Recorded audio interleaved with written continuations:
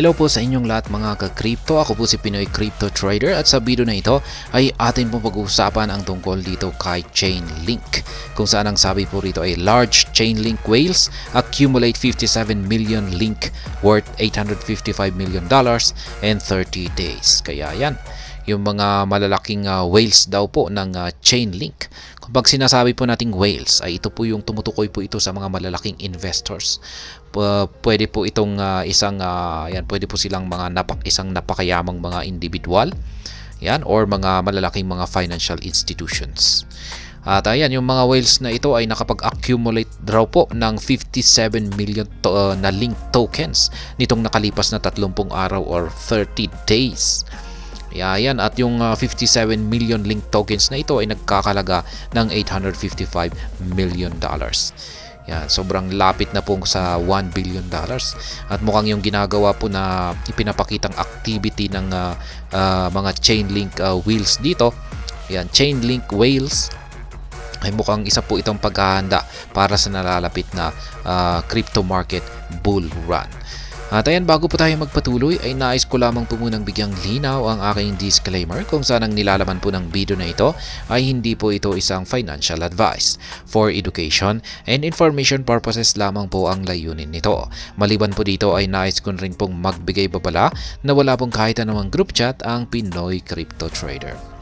At yan, ang sabi po rito ay Chainlink accumulation by large whales has been on the high side as these addresses procure 57 million link tokens worth $855 million in 30 days. Kaya yan, mukhang yung mga malalaking investors ngayon ay nagkakaroon po sila ng interest dito kay Chainlink sapagkat sila po ay patuloy po silang nag-accumulate ng link tokens. At nitong nakalipas lamang po na 30 mga araw ay ayan, ang tindi ng kanilang mga nabiling malaking amount ng link tokens, umaabot po ng 57 million. Ayan, at ayan, sinabi ko po kanina ay napakalapit na po yan sa 1 billion yung halaga na ito. Into the Block, a prominent on-chain data provider, spotlighted this impressive metric in a post on X today. This accumulation campaign prevailed despite the market turbulence that saw Chainlink lose some of the gains pick up in the late 2023. Kaya, ayan, ang on-chain data provider po na si Into the Block, siya pong nagpakita or naglabas sa kahangahangang metrics na ito at pinost po niya sa kanyang X account. Kaya yan, pinagkaguluhan po ito. Kaya yan, yung accumulation campaign po na ito na isinagawa ng mga Chainlink whales ay yan, ginawa po nila ito, nag-accumulate po sila kahit na bumagsak po ang presyo ni Chainlink. Yan, mula po ito sa kanyang nagkaroon po ng rally nitong nakalipas na taong 2023, pero bumagsak po ito. At nung bumagsak po ay ito po yung parang sinamantala ng mga malalaking investors para makapag-accumulate or makabili ng malaking amount ng link token nila. Chainlink whale accumulation pattern. Data from Chainlink large holders net flows chart from Into the Block reveals an interesting pattern in correlation with Link's price action. Notably, the first 2 days of January saw a massive buying spree from these addresses as they added over 4 million link daily to their balances. Kaya yan po ang napansin Into the Block. Nung unang 2 araw daw po ng buwan ng January ay nakita raw po nila na yung mga whales ay bumili po ng malaking amount ng link tokens nila.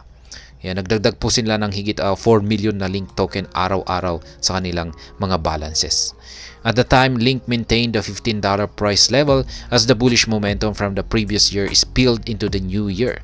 However, January 3 came with some market turbulence, resulting in Chainlink dipping below the $15, $14, and $13 psychological levels. Yan naman po yung naging past performance ni Chainlink nitong mga nakalipas na araw. Noong January 3 ay dito po nakaranas ng pagbagsak sa presyo itong si Chainlink. Yan, mula po sa, ayan, bumagsak po siya sa ilalim ng $15. Yan, papunta sa $14 at saka $13 na mga psychological levels.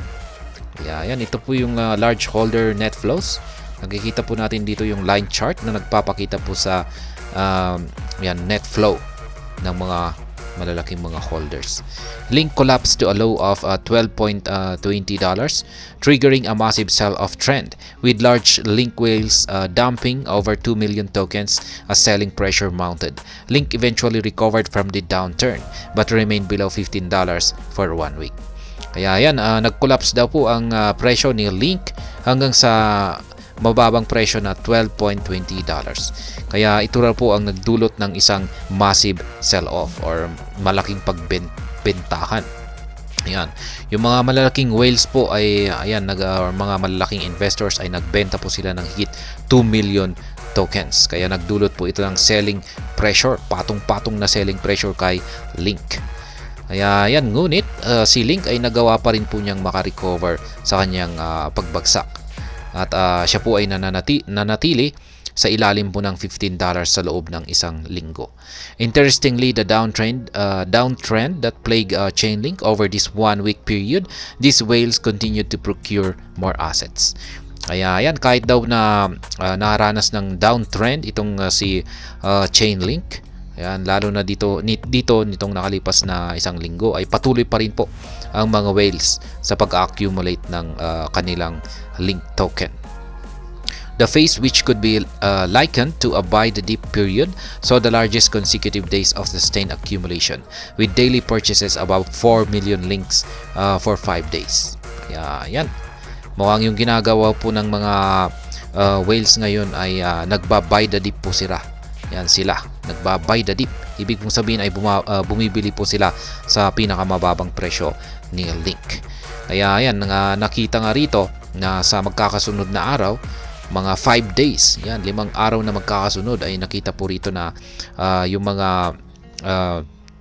mga binibili po ng mga whales ay umaabot daw po sa higit 4 million Link. Yan, sa kada araw. Yan, for 5 days po pala yan. Yan po yung kanilang amount na inaccumulate. This extended accumulation phase eventually came to an end as Chainlink retested $15 on January 10 and dropped below the threshold 2 days later. These whales demonstrated erratic purchase and sell-off activities in the days that followed, but purchases largely overshadowed sales. Per data from the Into the Block chart, the accumulation came to the halt on January 24 and remained low until January 29. Overall, the whales procured over $855 million worth of Link during the 30-day period, demonstrating confidence in the token's long-term prospects. Kaya ayan, nagpatuloy daw po yung accumulation ng mga whales hanggang noong January 24. Kaya ayan, at mula nung January 24 ay dito na po bumagal yung mga pagbili ng mga whale hanggang January 29. Yan, kaya ngayon ay meron po silang higit $855 million na halaga ng Link na kanila pong inaccumulate sa loob ng 30-day period.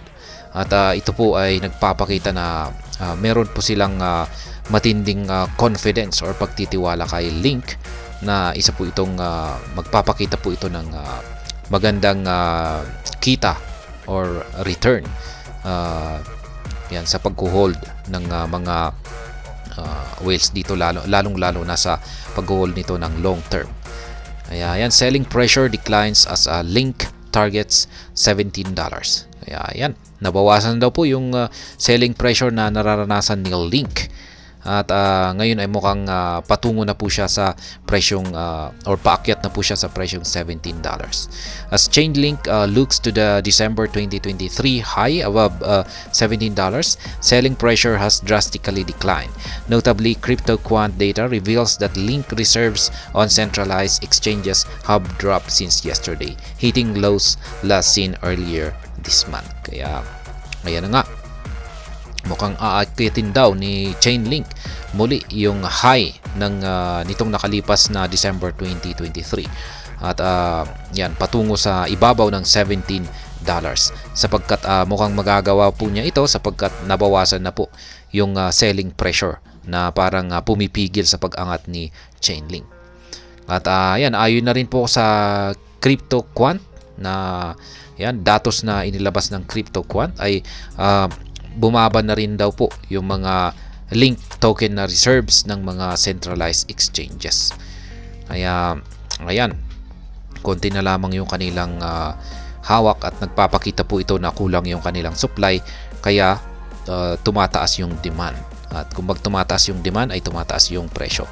Further data confirms that investors have continued to move their link off exchanges, presumably to hodl them for an extended period. The Chainlink exchange net flows shows over 1.392 million link withdrawn from exchanges today.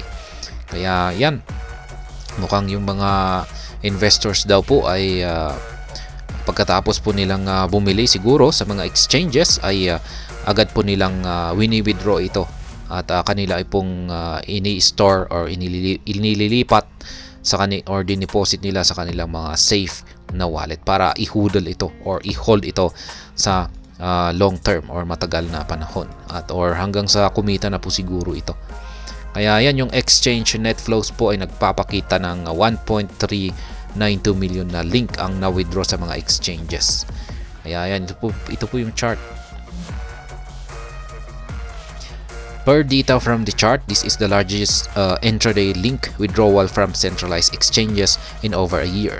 Meanwhile, Link has leveraged this reduced selling pressure and the Bitcoin resurgence to rally 5% in the past 24 hours. The asset trades for $15.17 as of press time. Kaya yan pong muli. Ayan, mukhang mga whales ay nagkaka-interest po rito kay Chainlink, sapagkat nakapag-accumulate na po sila ng napakaraming amount ng link tokens nila at mukhang ito na po ay kanilang hino-hold. At siguro ay syempre inaabangan na po nila yung kanilang kung kailan po sila magti-take profit. Kaya yan, nakapag-accumulate na po sila ng 57 million na link tokens. Ayan, na nagkakalaga po yan ng $855 million at naganap po ang kanilang accumulation period na ito nitong nakalipas na 30 mga araw.